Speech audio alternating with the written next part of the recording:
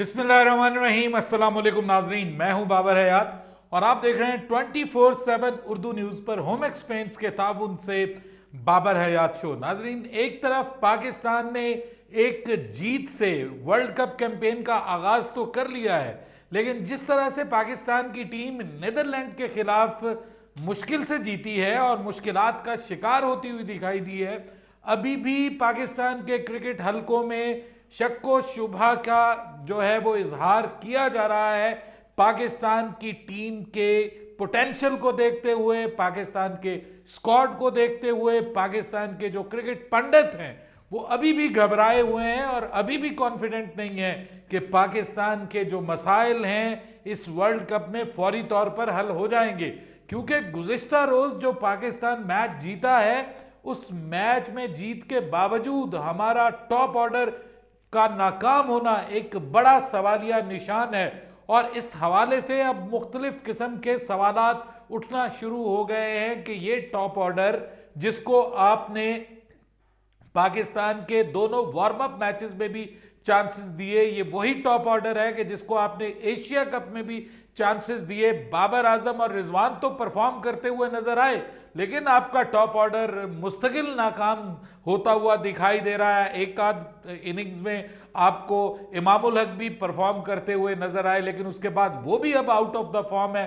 फखर जमान को बार बार आजमाया जा चुका है, अभी एक बार फिर आजमाने की बात हो रही है। लेकिन अगर पाकिस्तान की ये ओपनिंग जोड़ी इस बड़े वर्ल्ड कप में, इस लंबे वर्ल्ड कप में परफॉर्म नहीं कर पाती तो पाकिस्तान के पास मजीद ऑप्शंस क्या हैं? पाकिस्तान क्या कौन से तीर अपने तरकश में रखता है? क्या वो तीर चलने वाले हैं या नहीं है? क्या वर्ल्ड कप में कोई नई ओपनिंग जोड़ी जो है वो इंट्रोड्यूस करवाई जा सकती है? इस हवाले से कुछ बातें हो रही है इस वक्त क्रिकेट के हलकों में, क्या डिस्कशन हो रही है, उसके ऊपर हम आज के इस बड़े इंपॉर्टेंट प्रोग्राम में बात करने जा रहे हैं। कि वर्ल्ड कप में नई ओपनिंग जोड़ी बन सकती है, और अगर नई ओपनिंग जोड़ी के लिए आप जो है वो अब्दुल्ला शफीक को लेके आते हैं और अगर वो भी नहीं चल पाते या वो चल जाते हैं लेकिन इमाम नहीं चल पाते, फखर नहीं चल पाते, तो फिर आपके पास क्या ऑप्शन है? इस पे अब बात होना शुरू हो गई है, क्योंकि ये एक बड़ा वर्ल्ड कप है।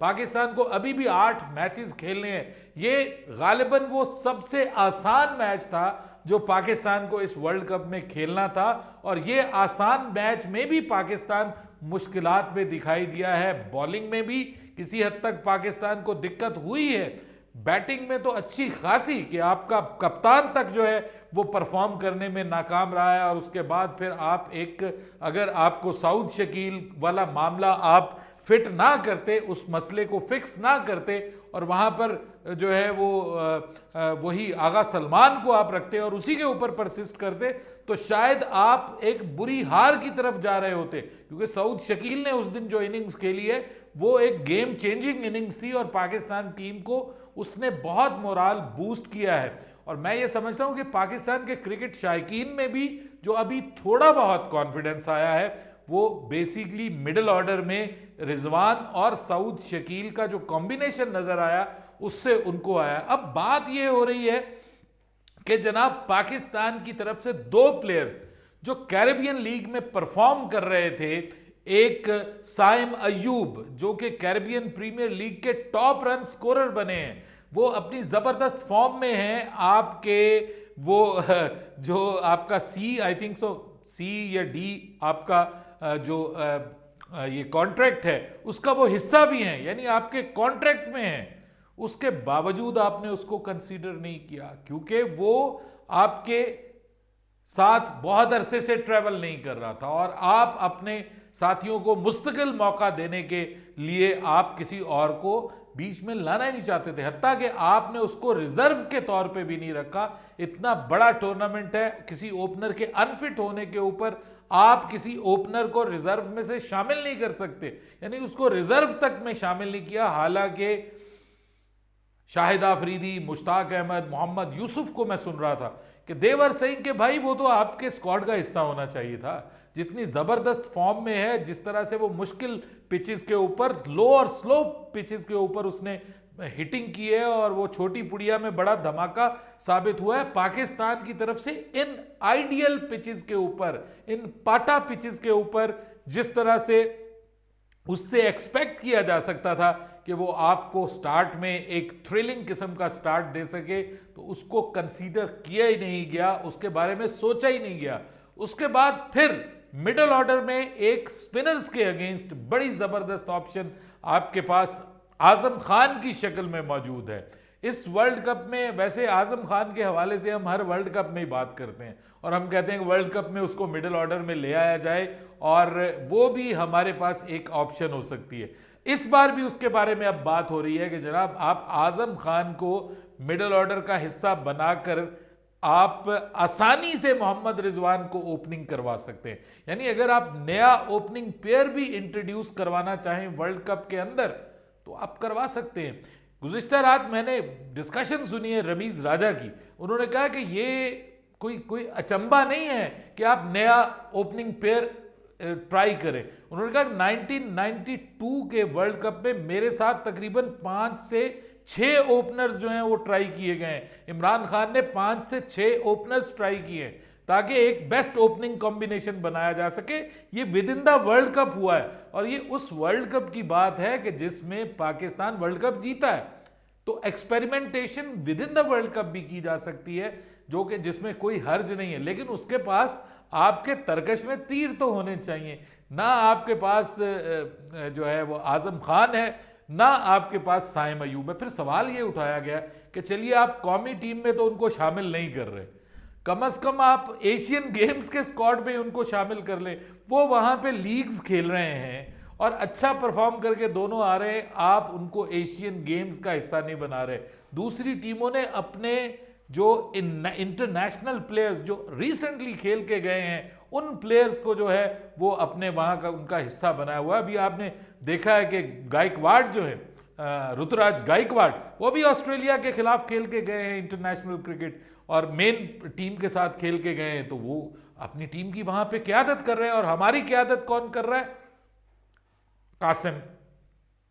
तो हमारी क़यादत के लिए आपको वो प्लेयर मिला है कि जो अभी तक उस तरह से इंटरनेशनली जो है वो उसका एक्सपीरियंस ही नहीं। और आप इंटरनेशनल टीम्स के खिलाफ जिसमें आप उधर भी देखें तो गुलबदीन नाइब अफगानिस्तान की जो है वो क़यादत कर रहा है, जिसमें मोहम्मद शहजाद बाबा एक क्रिकेट ऑफ अफगानिस्तान, वो मोहम्मद शहजाद उनकी टीम का हिस्सा है। और उसके अलावा नूर अली वो ज़ादरान वो टीम का हिस्सा है। उसके बाद उनके जो स्पिनर्स हैं, यंग स्पिनर्स जो हैं वो टीम का हिस्सा है उनके, जो कि लीग्स खेल रहे हैं इस वक्त। और हमें कौन लोग मिले? हमने बिल्कुल नीचे से नॉन सीरियस अप्रोच करके वहां पे टीम भेजी है और वो टीम जो है वो वहां पे क्या परफॉर्म करके आई, 4थे नंबर पे आई है।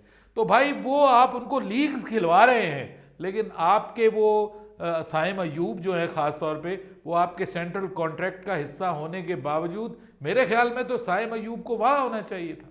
वहाँ अगर यहाँ नहीं था तो उसको वहाँ होना चाहिए था, वहाँ पे वो परफॉर्म करता। T20 फॉर्मेट था, आप उसको लीग्स खिलवा रहे हैं। तो ये बहुत सारे सवालात उठ रहे हैं। अब प्रॉब्लम ये है कि वर्ल्ड कप में आप फ़खर जमान को एक बार फिर चांस देने जा रहे हैं, ठीक है जी। अगर खुदा ना खास्ता फ़खर जमान फिर परफॉर्म नहीं करता और आपकी टीम दूसरे मैच में श्रीलंका के खिलाफ खुदा ना खास्ता किसी मामले का शिकार हो जाती है, यानी हार जाती है, तो आपके पास फिर क्या चॉइस होगी? आप इंडिया के खिलाफ तीसरा जो आपका मैच है वो इस टूर्नामेंट का सबसे बड़ा मैच है, आप क्या ट्राई करेंगे? अब आप उस मैच में इंडिया के खिलाफ मैच में फिर आप अपनी ओपनिंग जोड़ी तब्दील करेंगे?